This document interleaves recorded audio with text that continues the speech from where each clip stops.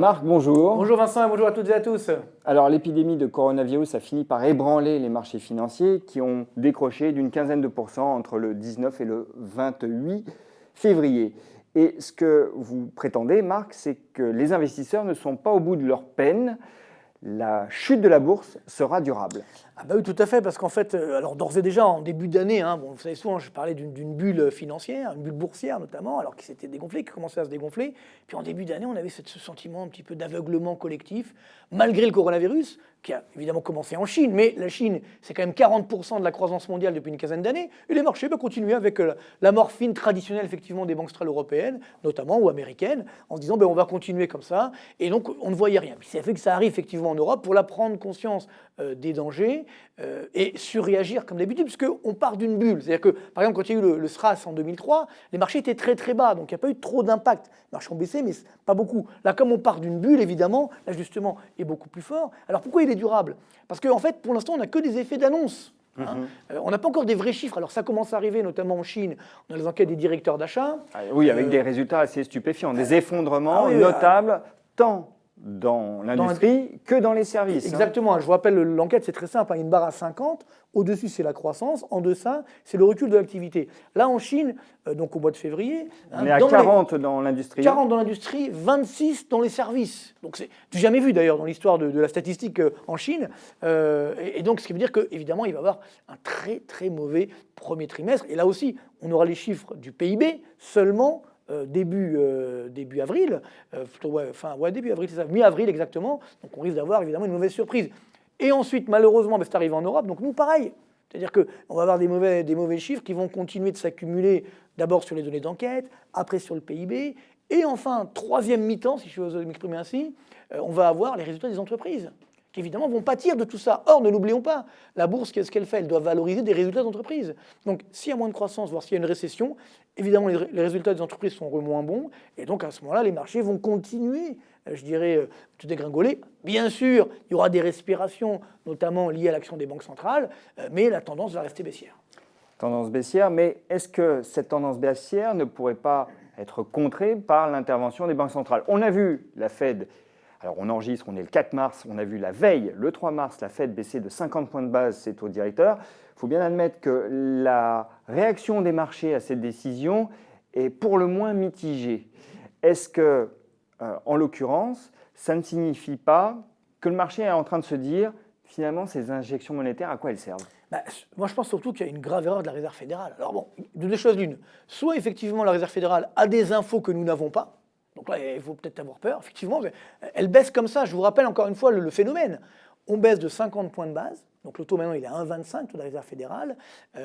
Donc en dehors d'une réunion de politique monétaire. Alors que la réunion était prévue le 18 mars. Tout à fait. Donc vous voyez, dans 15 jours. Donc c'est-à-dire qu'on pouvait attendre. Donc pourquoi n'attendons pas? Et surtout, la dernière fois qu'on a fait ça, donc une baisse des taux aussi forte hors réunion de politique monétaire, c'était à l'époque de la faillite de Lehman Brothers. Et la fois d'avant, c'était lors du 11 septembre 2001. Donc généralement, on ne le fait pas pour rien. Eh bien voilà, c'est-à-dire que, mais surtout, si on le fait, on est en train de se griller, entre guillemets, des cartouches. Et puis ne l'oublions pas, il y a un vrai problème, je pense, de crédibilité de la Réserve fédérale, de Jérôme Powell. C'est que la veille, il y a eu un tweet un peu assassin de notre ami Trump, comme d'habitude, j'ai envie de dire, qui nous a dit comment c'est que la Réserve fédérale ne réagit pas? Et hop, le lendemain, moins 0,5 points de base.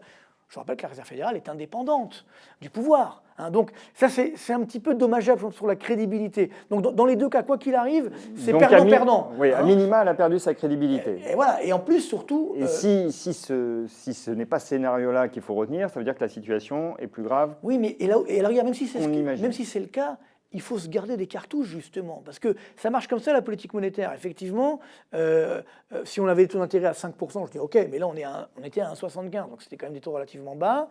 Donc, le problème, c'est qu'il faut garder des cartouches lorsque, justement, il y aura des mauvais chiffres, lorsqu'il y aura des mauvaises réactions, on ne sait pas trop. Donc là, on a vraiment le sentiment d'une Réserve fédérale qui veut faire plaisir au marché, ou à Trump, on ne sait pas, mais qui finalement n'est pas dans son rôle, un petit peu au-dessus des partis, comme on dit, c'est-à-dire de superviseur, plus sur l'économie, vous voyez. Donc ça, c'est un petit peu, je dirais, inquiétant.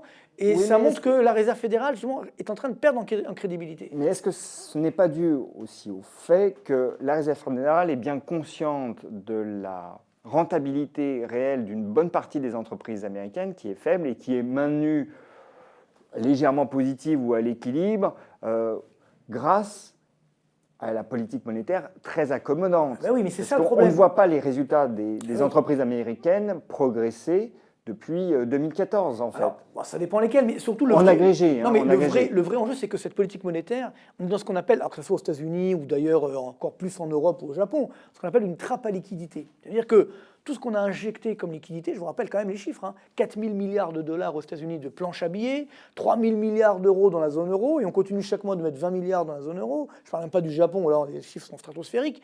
Et pourquoi ?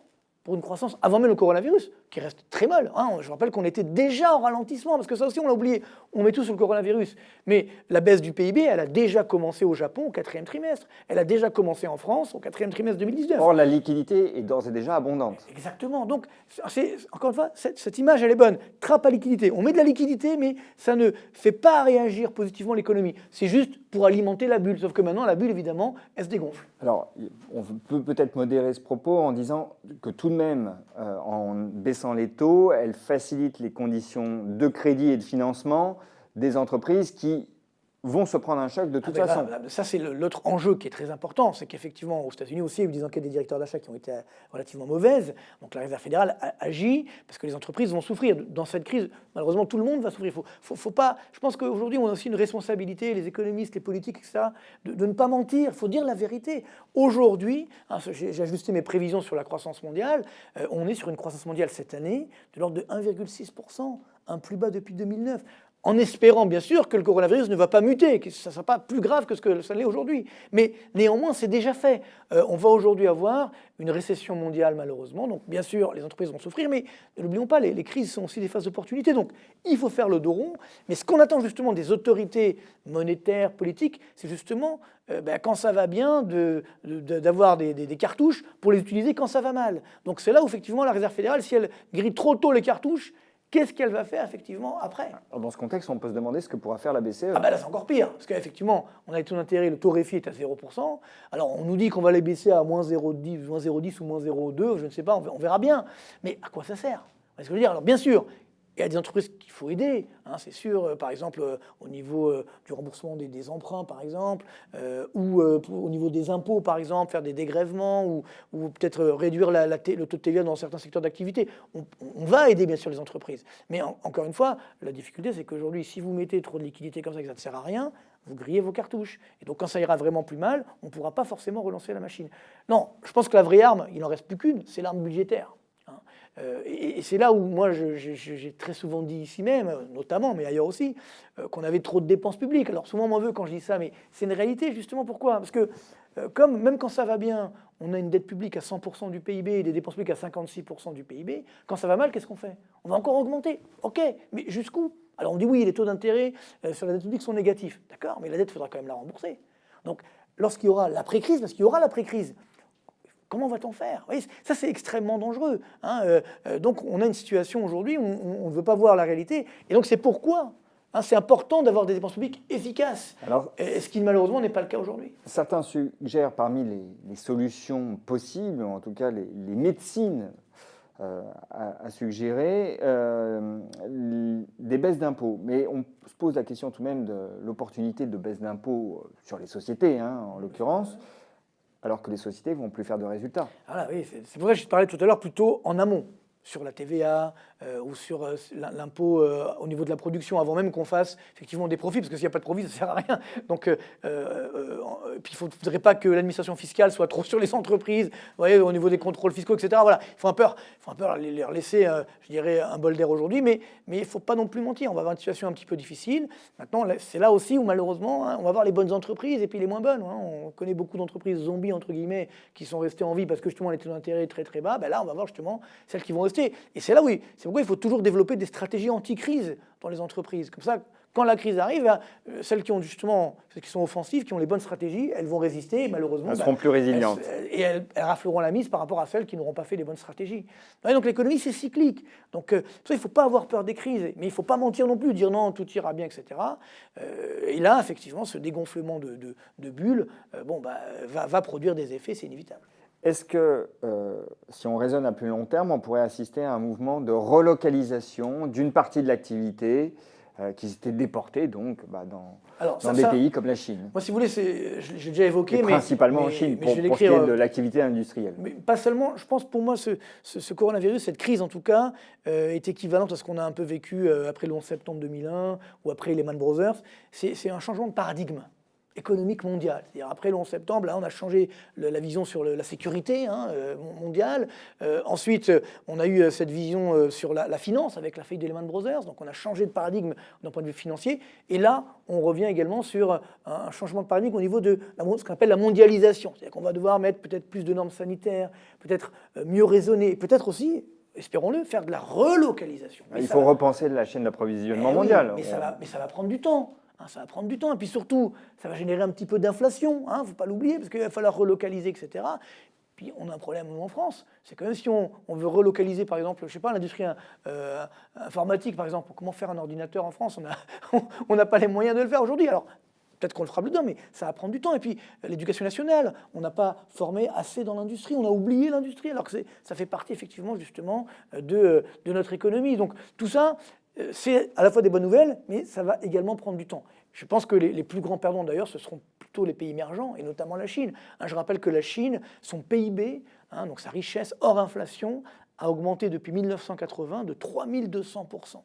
Donc là, c'est une règle de science physique, les arbres ne montent pas au ciel. Donc il faut bien que ça ralentisse tôt ou tard, c'est ce qui est en train de se produire aujourd'hui. Mais donc, encore une fois, revoir, parce qu'il ne faut pas jeter, j'entends souvent, on jette le bébé avec l'eau du bain, on me dit non mais la mondialisation c'est une catastrophe, il faut fermer les frontières, il faut tout. Non, il faut pas oublier que la mondialisation a permis quand même de limiter justement la pauvreté dans les pays émergents. Ça les a aidés. Maintenant, de temps en temps, il faut également des garde-fous, il faut mieux repenser. C'est une affaire de cycle. Tout à fait. Et puis il ne faut pas non plus... L'erreur qu'on a faite, c'est qu'on a fait de la Chine l'usine du monde. Vous voyez, donc, prenons les médicaments aujourd'hui. On entend des chiffres complètement fous, où 60% des composants des médicaments viendraient de Chine. C'est incroyable, vous voyez. Pareil dans l'électronique, etc. Donc tout ça doit être repensé. Il faut vraiment aujourd'hui repenser je reviens sur la question de la relocalisation. Est-ce qu'elle va changer? Alors là, on se projette très loin et il faudra évidemment affiner ce raisonnement et on aura l'occasion de le faire. Il faut rester optimiste dans parce que on pense à l'après-crise. Mais ce que vous avez dit, et qui tout de même a relevé, encore une fois, dans la perspective de l'investissement et du changement de paradigme que vous évoquez, c'est le retour de tensions inflationnistes avec cette relocalisation. Ce n'est pas forcément négatif, mais en tout cas, ça veut dire que la manière d'aborder l'investissement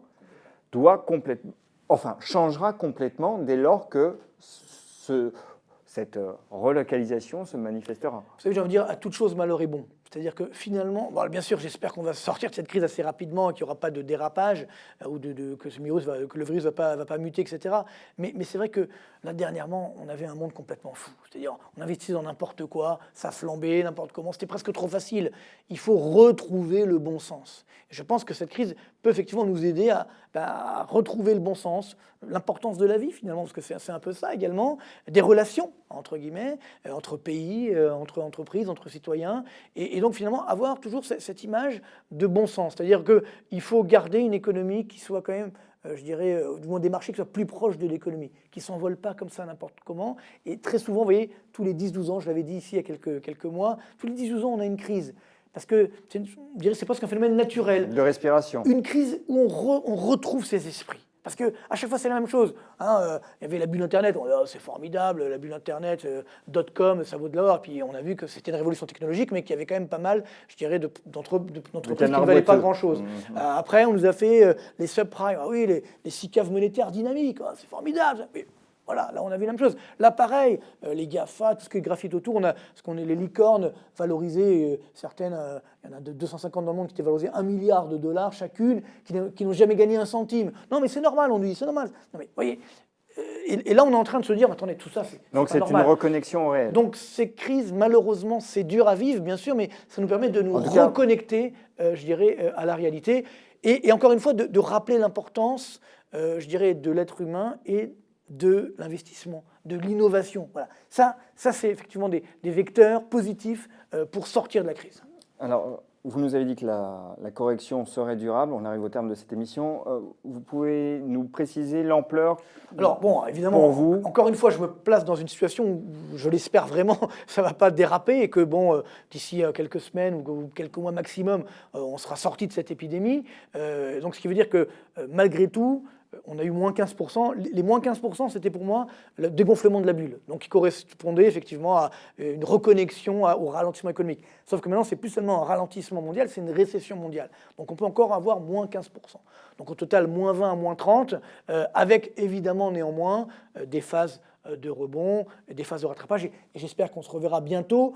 Et là, je redeviendrai optimiste, puisque je serai l'un des rares à dire que ça va redémarrer. Ça me fera du bien, parce que ça fait quelques années que je dis que ça va baisser. J'en ai un petit peu assez. Donc, vivement que cette purge soit terminée pour qu'on puisse justement repartir vers le haut. Donc, pour résumer ce que vous nous avez dit, Marc, récession mondiale, Malheureusement. poursuite de la correction sur les marchés, donc prudence, et changement de paradigme à venir. Tout à fait. Marc, merci. Avec plaisir.